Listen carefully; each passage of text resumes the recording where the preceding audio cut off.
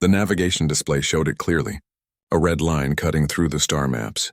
Beyond that line, 40,000 cubic light-years of empty space. No colonies, no mining operations, no exploration vessels, nothing. Kirith pressed her three-fingered hand against the display screen. Her silver scales rippled with excitement. She had studied this boundary her entire life. The elders called it the quarantine zone. The religious ones called it the Tomb of Giants. The council simply marked it as prohibited Space Sector 7 and refused to discuss it further. We're really doing this? Her co-pilot Ventar shifted nervously in his seat. His fur stood on end. The probe came from inside, Kirith said. She pointed to the small object floating in their cargo bay. They had found it drifting exactly at the boundary line. It had been broadcasting for 50,000 years.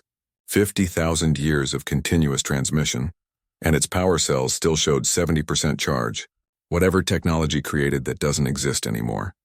I need to know what happened. Ventar pulled up the council records. 847 species in the Galactic Council. Every single one of them agrees. Nobody crosses that line, nobody. Because of old stories, Kirith muttered. She began plotting their jump coordinates. Old stories kept us alive. The voice came from the communications console. It was Elder Thomas of the Althicon. His species had existed for 3 million years. They had seen civilizations rise and fall like waves on a shore. Young archaeologist, I beg you, do not cross that threshold. Kirith felt a chill run through her body. The Althicon never begged. They barely spoke at all anymore, content to simply exist in their massive habitat stations. Why, she asked. What's really out there? Humans, Thomas said simply, or what they left behind. They're extinct, dead for 50 millennia. No. The elder's voice carried a weight that seemed to press against her mind. They did not die, they left. And they left guardians. Things that watch. Things that wait. Things that remember. Kirith's crew had gathered around the communication station. 6 species, 12 individuals, all staring at the speaker. Remember what? Her engineer asked. Thomas was quiet for a long moment. What happened to the last fools who crossed that line? 37,000 years ago, the Keshnar Empire sent a conquest fleet, 5,000 warships. They entered human space, claiming it as their territory. He paused. 3 ships returned. The crews were physically unharmed, but they never spoke again. Never ate, never slept. They just stared into nothing until their bodies failed. That's impossible, Ventar whispered. The council was younger then, foolish. We sent investigation teams. 12 different expeditions over the next 2,000 years. None returned. Thomas's voice cracked slightly. So we made the quarantine. We put up the warning beacons. And we told our children to never ever go there, because humans are gone. But what they became before they left still guards their territory. Kirith looked at her crew. She saw fear in their eyes. But she also saw curiosity. They were scientists, explorers, seekers of truth. I'm going, she said firmly. Anyone who wants to leave can take the shuttle back to the nearest station. Nobody moved. She turned back to the communication console. Elder Thomas, thank you for the warning. But I need to know. Our entire civilization is built on human foundations. We use their mathematics, their physics, their medical techniques. Every species in the council lives in space stations designed from human blueprints we found in ancient data caches. We owe them everything, and we don't even know what they looked like. You will learn, Thomas said quietly. And you may wish you had not. The connection ended. Kirith took a deep breath. Her hands moved across the controls. The jump drive began charging. Around them, space started to fold. Coordinates locked, Ventar reported. His voice shook. 10 light-years inside the boundary. Engage. The universe twisted. Stars became lines of light. Then everything snapped back into focus. Every display screen on the bridge went black simultaneously. What happened? Someone shouted. I don't know. The systems just shut down. The engineer's claws clicked frantically on her console. Then one by one, the screens came back to life. But they weren't showing navigation data or sensor readings. They showed text, the same message on every screen, written in perfect galactic standard. Memorial protocols activated. Visitors detected. Prepare for witness. Welcome to human space. How does it know our language? Ventar whispered. It shouldn't, Kirith said. Her mouth had gone dry. Galactic Standard was developed 15,000 years ago. Humans were already gone by then. A new message appeared. Language analysis complete. Your linguistic matrix contains 847 contributing species patterns.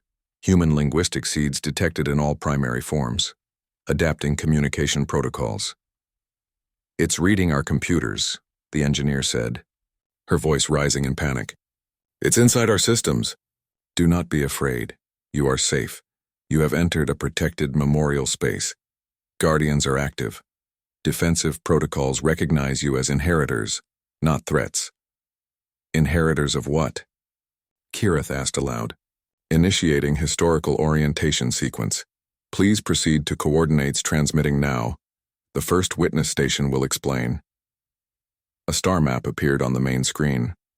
A single point of light pulsed 50 light-years deeper into human territory. Kirith looked at her crew. We can still go back. Nobody spoke for a long moment. Then her navigator, a quiet insectoid named Chikcha, clicked his mandibles. We crossed the line. Whatever happens now, we need to know the truth. The others nodded in agreement. All right, Kirith said. She felt like she was standing at the edge of an enormous cliff. Plot the course. As their ship turned toward the coordinates, every member of the crew felt it. A presence, vast and patient and ancient. Something was watching them. Something that had been watching this empty space for 50,000 years. Something that had been waiting for someone to finally come and remember. The stars ahead looked the same as stars anywhere else in the galaxy. But Kirith knew that was an illusion. They were about to learn what had really happened here. What had made humanity leave their entire civilization behind. What could make an elder species like the Altkan speak with fear in their voice after 3 million years of existence? The ship jumped again, and the secrets of humanity's disappearance began to unfold. The witness station hung in space like a cathedral made of silver and light. It was larger than Kirith's entire home city. As their small ship approached, docking clamps extended automatically. Gentle, welcoming. The station had been waiting for 50,000 years, and it still knew exactly what to do. The airlock opened with a soft hiss. The atmosphere that flowed in was perfect, the exact mixture that Kirith's species breathed. The temperature adjusted to comfortable warmth. Somehow the station knew. How? Ventar whispered as they stepped inside. The corridor lit up as they walked, soft blue lights that moved with them. The walls were smooth, marked with symbols that seemed to shift and change. Kirith realized they were adjusting, becoming readable. The station was translating itself in real time. They emerged into a vast chamber. The ceiling stretched up and up until it faded into darkness. In the center of the room stood a pillar of light. As they approached, the light solidified into a shape. A human. Kirith had seen pictures in ancient data fragments, crude reconstructions from genetic samples. But this was different. This hologram was perfect, a tall figure, bipedal, with strange smooth skin and hair growing from its head. It wore a simple uniform of dark blue. Its eyes were brown and impossibly expressive. Hello, the human said. Its voice was warm. My name is Captain Sarah Chen. I served in the Human Defense Force during the last war. I died 49,732 years ago. This is a recording, but it's designed to answer your questions. Please ask me anything. The crew stood in stunned silence. Kirith found her voice first. What happened to you? To humanity? The hologram smiled sadly. We went to war, and we won, but victory cost us everything. The chamber around them changed. Suddenly they were standing in space. A planet rotated below them, green and blue and beautiful. Then the sky filled with shapes, millions of shapes. Ships, but not like any ships Kirith had ever seen. These were organic, alive. They pulsed with sickly yellow light. The Korath swarm, Captain Chen said. They came from beyond our galaxy. They had consumed 1,000 civilizations before reaching the Milky Way. They didn't conquer. They didn't enslave. They erased. Every species they found was broken down to base molecules and absorbed into their collective. They didn't want territory. They wanted biomass. The scene showed the swarm descending on the planet. Kirith watched in horror as entire cities dissolved under their touch. How many worlds did they take? Chikcha asked quietly. In the first year? 3,000. The captain's face was grim.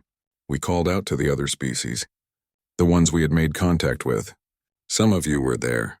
The Velothians, the Althcon, the Kresh, dozens of civilizations, she paused. You ran. We don't blame you. You were young, unprepared. The Korath had been doing this for millions of years. The scene shifted. Now they saw human ships engaging the swarm. The vessels were sleek and deadly. But for every swarm ship destroyed, 3 more appeared. The war lasted 10,000 years, Captain Chen continued. 10,000 years of fighting. We lost 4,000 worlds. 90 billion humans died in the first century alone. Ventar made a choking sound. But you won? Yes. The hologram's expression was complicated. Pride mixed with deep sorrow. We won because we changed. We had to become something else. The scene showed a laboratory. Humans working on glowing devices. Their bodies began to change in the projection. They became taller, stronger. Their eyes glowed with inner light.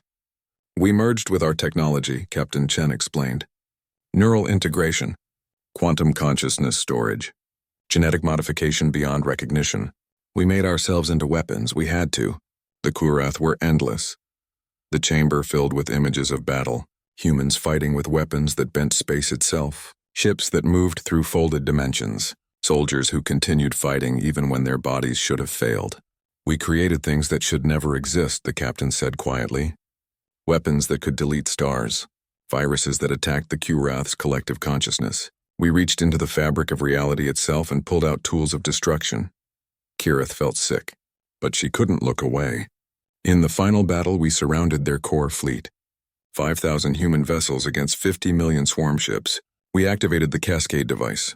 The hologram paused. It was a weapon that fed on dimensional energy. It tore through the swarm like fire through paper, but it also tore through us. By the time the battle ended, there were no more human ships, just consciousness matrices floating in space. We had become beings of pure thought. No bodies, no physical form, just minds that refused to die. The scene faded. They were back in the chamber. We rebuilt ourselves, Captain Chen continued. New bodies, new forms. But we weren't human anymore. Not really. We were something that scared ourselves. We could no longer age, could no longer truly feel pain. We were immortal, powerful, and completely changed. So you left, Kirith said softly. We had to. The hologram looked at each of them. We discovered something during the war. The Korath weren't the only swarm. They were one of dozens, and those swarms were all connected. They were scouts for something larger, something that lived between galaxies. Ventar's fur stood completely on end. There are more? Yes, and they know about your galaxy now. The Korath told them before we finished destroying the swarm mind. Captain Chen's expression hardened, so we made a choice. We couldn't stay here and risk bringing more danger to the younger species, but we also couldn't let the swarms come unopposed. So we left through a dimensional gateway. We took the war to them, to their home, to their source. You've been fighting for 50,000 years? Kirith could barely comprehend it. Yes, and we're winning, but that's not why I'm telling you this. The hologram stepped closer. We left guardians behind. 10,000 automated defense platforms hidden throughout your galaxy. They've been protecting you, watching, waiting. Every time a Korath scout probe enters this galaxy, the guardians destroy it. You've been safe because we made sure you would be. The chamber walls lit up with a star map. Thousands of points of light appeared across the galaxy, the guardian stations. They had been there the whole time, hidden, protecting. Why show us now? The engineer asked. Captain Chen's smile returned, but it wasn't happy. Because the main swarm is coming.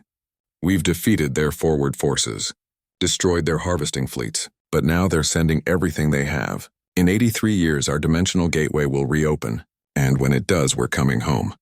We're bringing the swarm with us. One final battle. We'll end them here in our home space where the guardians can help. Kirith felt her legs weaken. You're bringing the war back here? We're bringing the end of the war here. We need you to be ready. The guardians will teach you, train you, give you weapons and technology. In 83 years, the galaxy needs to stand together, all 847 species, because this time we're not asking you to run. The hologram's eyes blazed with intensity. This time we're asking you to fight beside us. The captain's form began to fade. The guardians are waking up. They'll contact your council. They'll explain everything. But you U-12, you're the first to know. You crossed the line because you needed to understand. Now you do. Now go tell them. Tell everyone, humanity is coming home. The light vanished. The chamber went dark except for the emergency lights on their suits. Kirith stood in the silence. Her mind raced. Everything had changed. The peaceful galaxy she knew was living on borrowed time, borrowed from warriors who had been fighting for 50 millennia. Warriors who were still human enough to protect species they'd never see again. "We need to get this recording back to the council," she said finally. Her crew nodded, but they all knew. The galaxy would never be the same. The long peace was ending, and humanity was coming home. The journey to Sol took 3 weeks. 3 weeks of jumping from system to system, each one a monument to human sacrifice.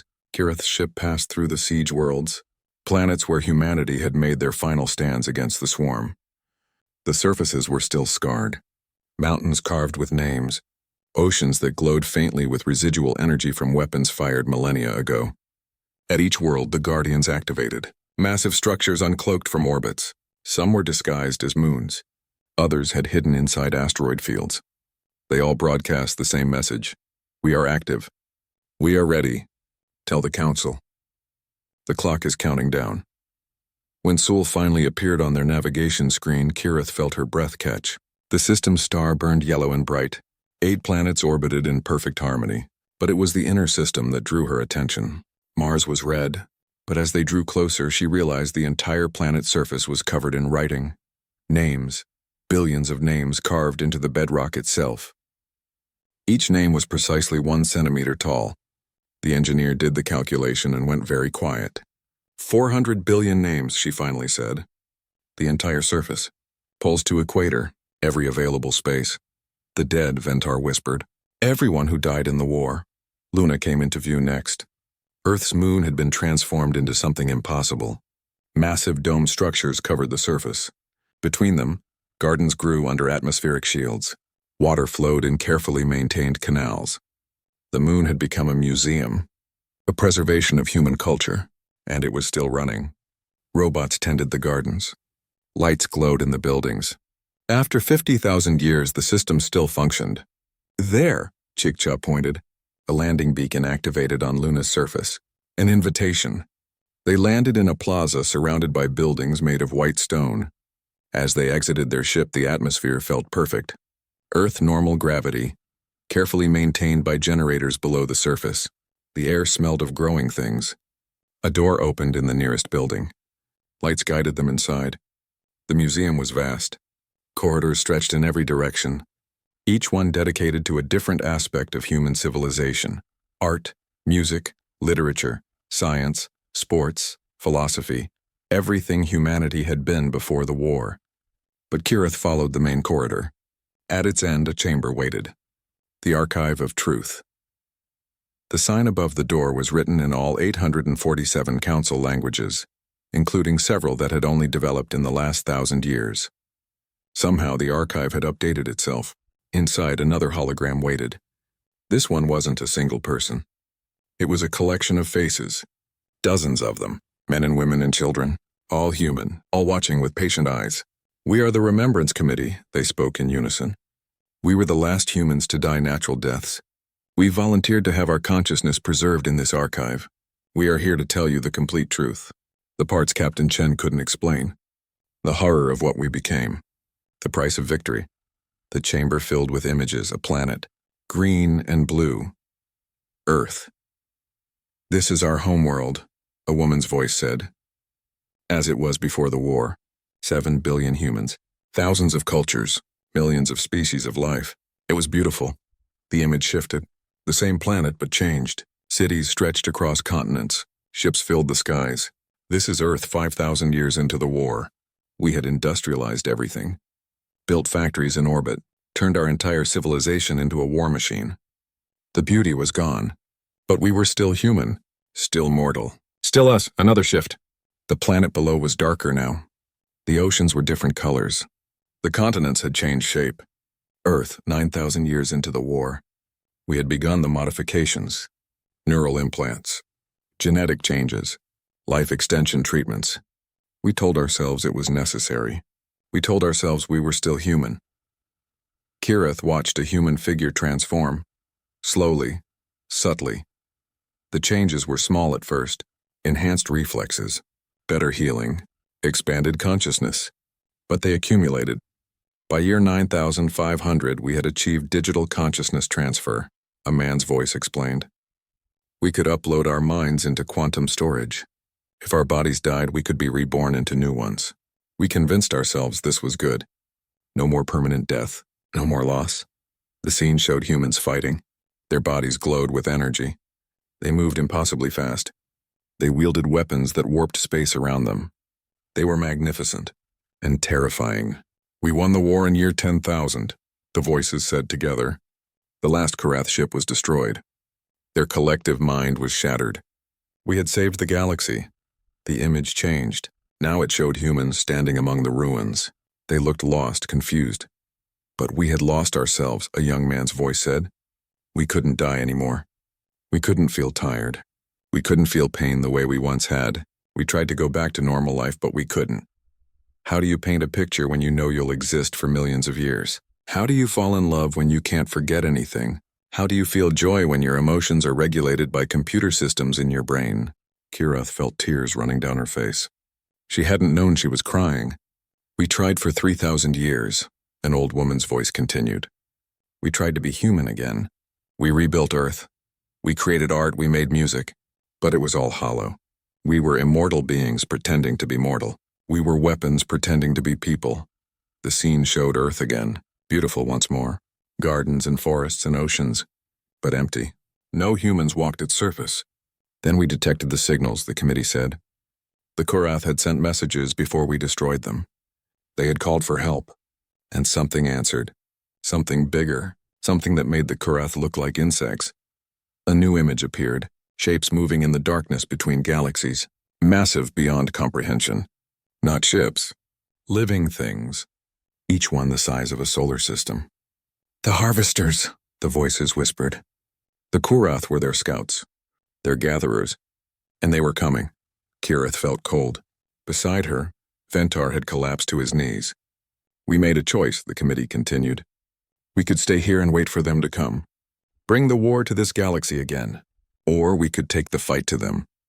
Use our immortality, our weapons, our transformed selves, become the hunters instead of the hunted. The image showed a massive structure being built, a ring of pure energy surrounding Earth. We built a dimensional gateway. Technology we had developed during the war. It would let us cross between galaxies instantly. We could take the war to the harvesters' home. Stop them before they reached the Milky Way. A new scene. Humans gathering. Millions of them. All transformed. All powerful. Already, every human chose to go, a child's voice said. All 17 billion of us. We couldn't stay here. We were too dangerous. Too changed. But we could protect you, the younger species. The ones who were still growing. Still learning. Still mortal. The image showed the gateway opening. A tunnel of light leading into darkness. Humans walking into it, one by one. Millions becoming billions. An entire species choosing exile to protect others. Before we left, we built the Guardians, the committee said. We hid them throughout the galaxy. They would watch, protect, keep the Kurath scouts from ever reaching you. We gave them instructions. If we didn't return in 50,000 years, they should wake up. Find the council species. Tell them the truth. The last human stepped through the gateway. It collapsed behind them. Earth sat silent and empty. That was 50,000 years ago, the voices said gently. We have been fighting ever since. Across 3 galaxies. Through dimensions you don't have names for. And we're winning. But the final battle must be fought here, in our home, where we can use the Guardians, where we can end this forever. The committee's faces looked at Kirith and her crew. We left this archive so you would understand. We didn't abandon you. We didn't die. We chose to become monsters so you wouldn't have to. We chose to leave so you could grow up in peace. And now we're asking you to stand with us, not because you owe us, but because this is everyone's fight now. The hologram began to fade, but one last message appeared on the walls around them. Thousands of images, humans and aliens standing together, smiling, working side by side, building things, creating things, living together. This is what we want to come home to, the final voice said. Not war, not fear, cooperation, friendship. A galaxy where everyone can grow and learn and be themselves. That's what we've been fighting for. That's what we'll keep fighting for, until it's done. The lights dimmed. Kirith stood in the silence. She understood now. Humanity hadn't just saved the galaxy. They had sacrificed everything they were to do it. Their mortality, their humanity, their home, everything, and they were still fighting. 50,000 years later, still protecting, still hoping that someday they could come home to a galaxy worth saving. We have to tell the Council, she said quietly. They need to know all of this. Her crew nodded. They made their way back to their ship. Behind them, the museum lights dimmed. But they would wake again. For the next visitors, for anyone who needed to understand, humanity's gift to the galaxy wasn't just protection. It was a choice. Fight or hide, stand together or stand alone. Kirith knew what her choice would be. And she had 83 years to convince 847 species to make the same one. The Galactic Council chamber had not been filled like this in 12,000 years. Representatives from all 847 species crowded the massive space station. Some attended in person, others appeared as holograms projected across light years. But everyone came. The summons had been impossible to ignore. The Guardians had awoken. Kirith stood at the central podium. Her legs shook. She was a simple archaeologist. She wasn't meant to address the entire council. But she had been the first to cross into human space. She had seen the truth. So the burden fell to her. Honored representatives, she began. Her voice amplified across the chamber. 53 days ago, my crew crossed into the quarantine zone. We believed the old warnings were superstition. We were wrong. The chamber erupted in noise, shouting, questions, accusations. The council speaker, an ancient Althicon named Vormesh, raised 6 arms for silence. Let her speak, Vormesh commanded. We will hear what she found. Kirith activated the holographic display. Images from the witness station filled the air. Captain Chen appeared, speaking her warning. The Kurath swarm descended on worlds. Humans transformed themselves into weapons. The exodus through the dimensional gateway. The chamber fell silent. When the recording ended, nobody spoke for a long moment. Then a Kresh ambassador stood. His scales were pale with fear. This is a trick. Humans are extinct. These are fabrications meant to frighten us. I wish that were true, a new voice said. Every screen in the chamber activated simultaneously. The same face appeared on each one. Not human, but clearly artificial. A perfect silver sphere with a single blue eye. I am Guardian Prime, the voice said. I am the coordinator of the 10,000 defense platforms humanity left behind. I have been protecting this galaxy for 50,000 years, and I am here to confirm everything the young archaeologist has told you. Chaos erupted. Representatives shouted questions, demanded answers, accused each other of conspiracy. Vormesh's calls for order went ignored. Guardian Prime's voice cut through the noise like a blade. Silence. The word carried force. Every speaker system in the station resonated. The sound vibrated through bones and carapaces and shells. Everyone stopped talking. You live because of us, Guardian Prime stated flatly. For 50,000 years, Kurath scout probes have entered this galaxy. 3,742 separate incursions. We destroyed them all. You never knew. You were never meant to know. Humanity wanted you to grow up in peace. The sphere's eye scanned the crowd, but peace is ending. In 83 years, the gateway will reopen. The harvesters are coming, and this time the Guardians alone cannot stop them. A Velothian diplomat found her voice. Why should we believe you? Why should we trust machines left by a species that abandoned us? Because we have no reason to lie, Guardian Prime replied. We are not alive. We do not fear. We do not desire. We exist for one purpose only, to protect, to serve, to honor the sacrifice humanity made. The eye focused on the Velothian, and because we can prove everything, the displays changed. They showed space stations, dozens of them, hidden throughout the galaxy, each one uncloaking, revealing itself. We have been hiding in plain sight, Guardian Prime explained. Your species classified us as natural phenomena. Dead worlds, unusual moons, dense nebula cores, but we were always there, watching, recording, protecting. Images flowed across the screens, Kurath probes being intercepted and destroyed, energy signatures detected and eliminated, dimensional tiers sealed before anything could come through. 3,742 times we saved you, the Guardian said. You are welcome. An insectoid ambassador clicked her mandibles nervously. What do you want from us? To survive, Guardian Prime answered simply. When the gateway opens, humanity will return. But they will not return alone. They are bringing the war. The final war. Every harvester in their home galaxy. One massive fleet. Humanity intends to destroy them all in a single battle. Here, in Sol System, where the Guardians can provide support. Why here? Someone shouted. Why bring that danger to our galaxy? Because it's the only way to end it, Guardian Prime said. Humanity has been fighting for 50 millennia. They have destroyed 98% of the harvester forces. But the remaining 2% is still larger than anything you can imagine. If humanity fights them in deep space, there is a chance some harvesters will escape. We'll scatter, we'll eventually rebuild and return. But if they fight here with the Guardians, with you, they can end it. Forever. Complete extinction of the harvester species. No survivors. No future threat. Kirith stepped forward. What happens if we refuse? If we don't help? The Guardian's eye dimmed slightly. Humanity will still fight. They will still try to win, but their chances of success drop from 94% to 61%. And if they fail, the harvesters will consume this galaxy. All life, all civilizations, everything. You will cease to exist. The weight of that statement settled over the chamber like a physical thing. How do we fight something like that? Vormesh asked quietly. The ancient being looked tired. We are scientists, builders, explorers, not warriors. You will learn, Guardian Prime said. We have 83 years. We will teach you. We have complete databases of human military technology, weapons, tactics, ship designs.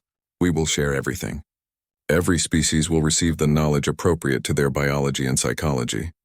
You will not be forced to become what humanity became, but you will need to be strong.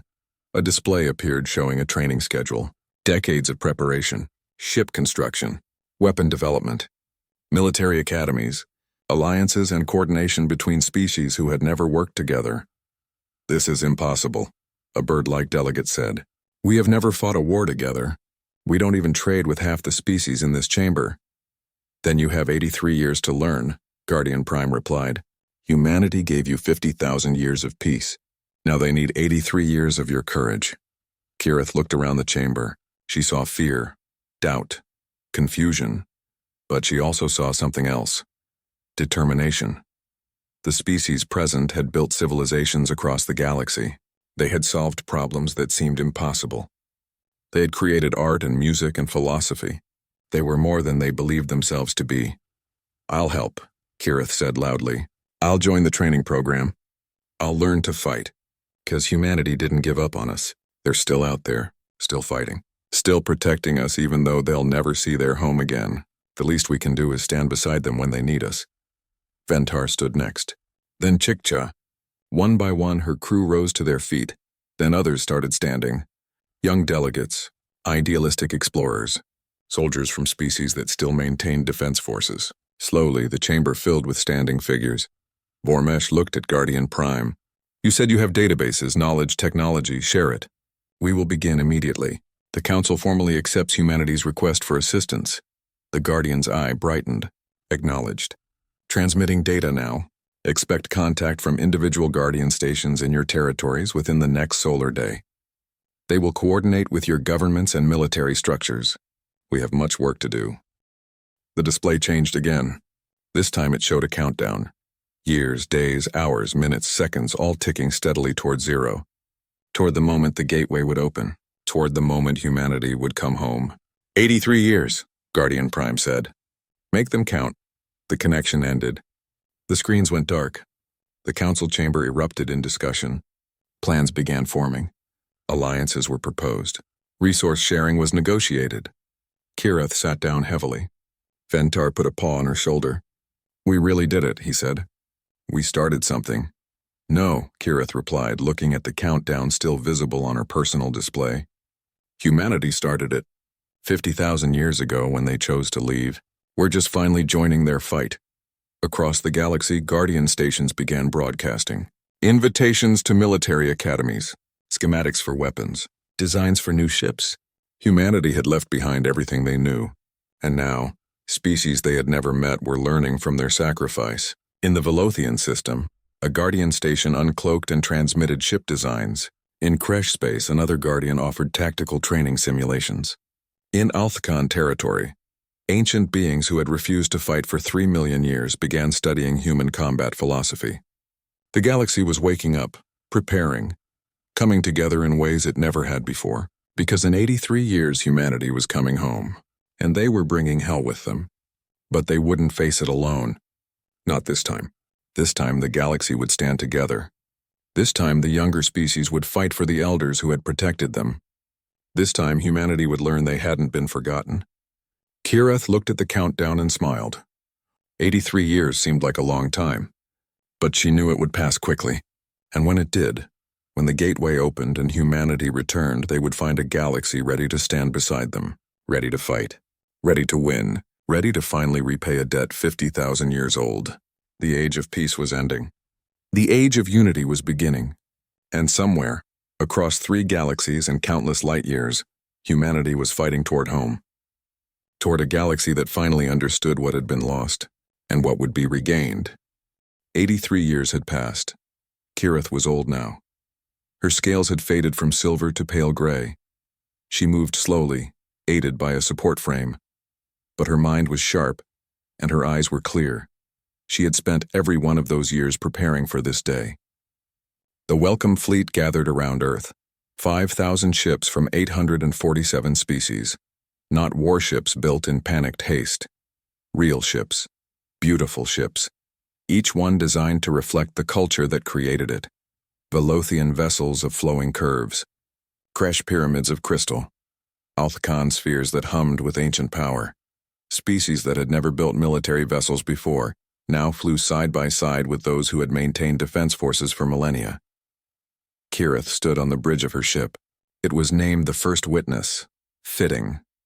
She had been the first to cross into human space. Now she would be the first to welcome humanity home. Around Earth, the Guardian stations had positioned themselves, all 10,000 of them, uncloaked, revealed. They formed a sphere around the inner system. Each one bristled with weapons that could crack planets. But today, they weren't weapons platforms. They were honor guards. The countdown reached 10 minutes. Every ship in the fleet held position. Crews stood ready. But nobody was afraid. Not anymore. The galaxy had spent 83 years learning about humanity. Learning their music, their art, their stories. The training had included cultural education. Species that once feared the Haida, empty human space now taught their children about human poetry, about human philosophy, about the sacrifice. 5 minutes. The space around Earth began to shimmer. Energy readings spiked. The dimensional gateway was opening. Kirith activated the fleet-wide communication. All ships, hold position. Remember your training. Whatever comes through first, we are ready. But she hoped it wouldn't come to that. Guardian Prime had been confident, 94% chance of human victory, but that left 6%. 6% chance that the harvesters would come through first, would overwhelm Earth, would begin consuming the galaxy. 2 minutes. The shimmer intensified. Space itself seemed to crack. A line of pure light appeared, cutting through reality. 1 minute. The line widened, became a tear, a wound in space leaking strange colors that had no names. 30 seconds. Something moved in the light. Shapes, massive shapes. Coming through. Contact! A sensor officer shouted. Multiple signals. They're coming through. 10 seconds. The first shape emerged. It was huge, dark, covered in organic armor that pulsed with sickly light. A harvester. Kirith's blood ran cold. They had lost. Humanity had failed. The monsters were here. All ships combat positions, she commanded. Around her, the fleet began to move. Weapons powered up. Shields activated. 83 years of training was about to be tested. The harvester cleared the gateway. Then another. Then 10 more. They were enormous, each one larger than a Guardian station. Their bioships writhed with thousands of tendrils. Their weapons glowed with captured energy, but they weren't moving. They drifted through the gateway like debris, like corpses. "Are they dead?" Ventar asked. He was old too now. His fur had gone white, but he had stayed with Kirith through all the years. Still her co-pilot. Still her friend. Scanning, the sensor officer reported. No life signs, no energy signatures. They're hollow, empty shells. More harvesters came through the gateway, dozens, hundreds. All dead, all drifting, all destroyed from within. Their armor was cracked. Their weapons were silent. Something had killed them before they could reach the gateway. Then the human ships came through. They were beautiful. Not in the way the Welcome Fleet was beautiful. These were vessels designed for pure function. Sleek and deadly and absolutely perfect. But they were scarred, damaged. Some were held together by energy fields where armor plating had been torn away. They looked like they had been through hell. Because they had. Thousands of human ships emerged from the gateway. Then tens of thousands. They formed up in perfect formation around the dead harvesters, pushing them aside, clearing space. Behind them, the gateway pulsed once more. Something massive came through. A ship larger than anything Kirith had ever seen. It dwarfed the Guardian stations. It made the harvesters look like small creatures. The vessel was ancient and powerful and absolutely covered in weapon batteries. A communication signal reached the Welcome Fleet. Audio only. The voice that spoke was human, but it sounded strange. Like many voices speaking in perfect unison, like a choir made of thousands of people. "This is the human expeditionary force. We have returned. The harvesters are extinct. The war is over. We won." The fleet erupted in cheers. Kirith felt tears streaming down her face. They had done it. After 50,000 years, humanity had won. "Welcome, Fleet. This is Fleet Admiral Sarah Chen," the voice continued. It separated into a single speaker now.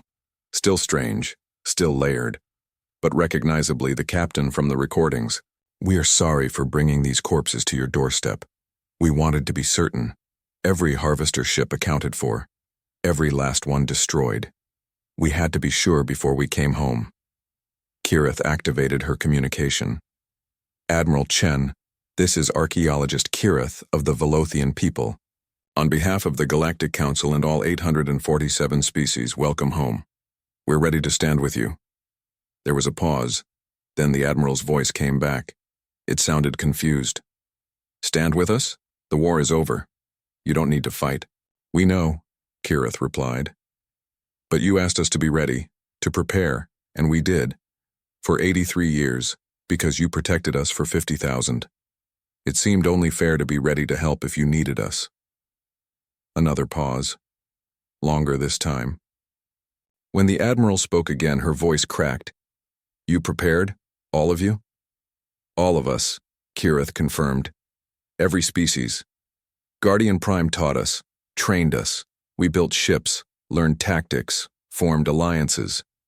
We're not warriors like you became, but we're ready to help. That's what friends do." The silence stretched. Kirith wondered if she had said something wrong. Then Guardian Prime's voice came through on a private channel. "Admiral Chen is crying," the Guardian said softly. She hasn't cried in 47,000 years. She had forgotten how. The massive flagship began moving toward Earth. The human fleet followed. As they passed through the Welcome Fleet, the alien ships fell into formation around them. Not as guards, as escorts, as companions. "We need to talk about what comes next," Admiral Chen said finally. Her voice was steadier now. "We need to discuss whether we can stay. Whether we should stay. We're not the humans who left. We're something else. Something changed." "We know," Kirith said. "We've seen the records. We understand what you became, but we also spent 83 years learning about what you were. Your art, your music, your stories, and we've decided something." She paused, choosing her words carefully. "You're not broken. You're not monsters. You're just different. And different is okay. The galaxy has room for all kinds of people. The human flagship reached Earth orbit. It didn't land. Instead, smaller ships detached from it, shuttles. They descended toward the surface. "We're going to try something," Admiral Chen said. "We've developed a process, a way to reverse some of the changes, not all of them. We'll still be different. But we can become mortal again, limited again, human enough to live among you without being a threat." "How many?" Kirith asked. 10,000 volunteers. They've agreed to give up their immortality, their power, to become regular people again, to be humanity's ambassadors to the galaxy, to rebuild connections we lost 50,000 years ago. The shuttles landed on Earth. Kirith watched through the view screens. Hatches opened. Figures emerged. They looked human, not transformed, not glowing with power, just people, regular people, walking on grass for the first time in 50,000 years. Some fell to their knees, some just stood and stared at the sky. All of them were crying. "The rest of us will leave," Admiral Chen continued.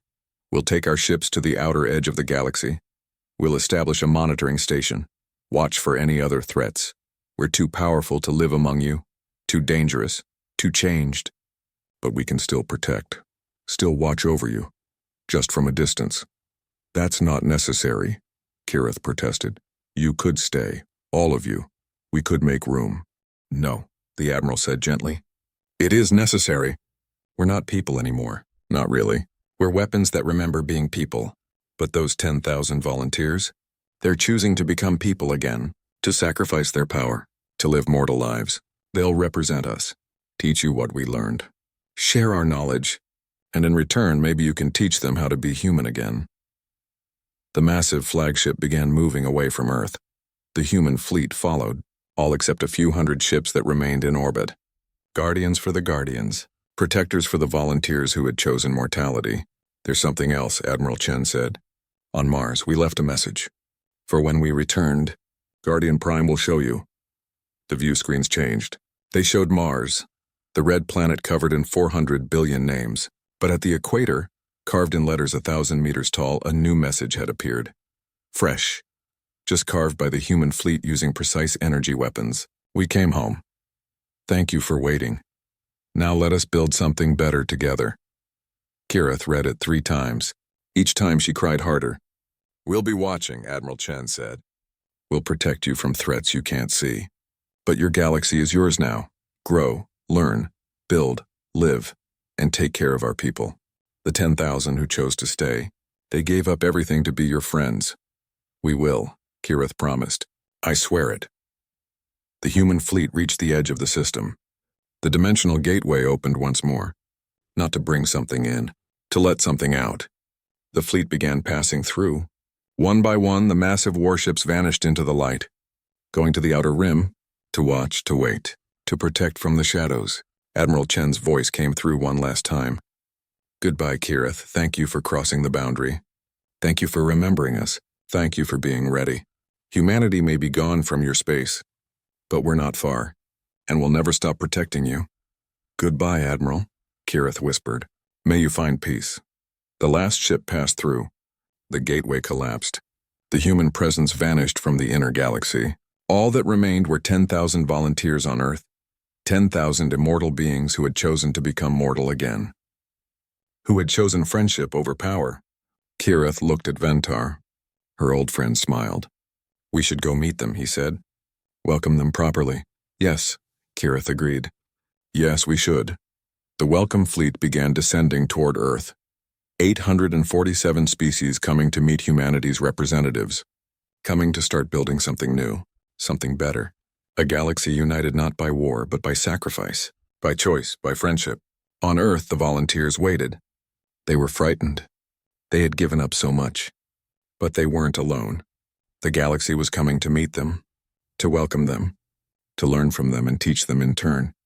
Humanity had protected the galaxy for 50,000 years.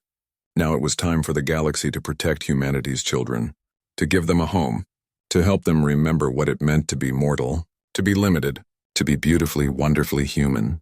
Kirath's shuttle touched down in a garden near the museum on Luna. The 10,000 humans had gathered there, waiting. When the hatches opened and the alien delegates emerged, the humans didn't run. They walked forward. meeting their new neighbors, their new friends, their new family. A young human woman approached Kirith. She had brown skin and dark hair and eyes that held 50,000 years of memory. But she smiled, and it was genuine, real, human. "Thank you for coming," the woman said. "Thank you for not forgetting us." Kirith reached out with one clawed hand. The human took it without hesitation. "We could never forget," Kirith said. "You gave us everything. Now let us give you something in return. A home, a future, a chance to be human again." The woman's smile widened.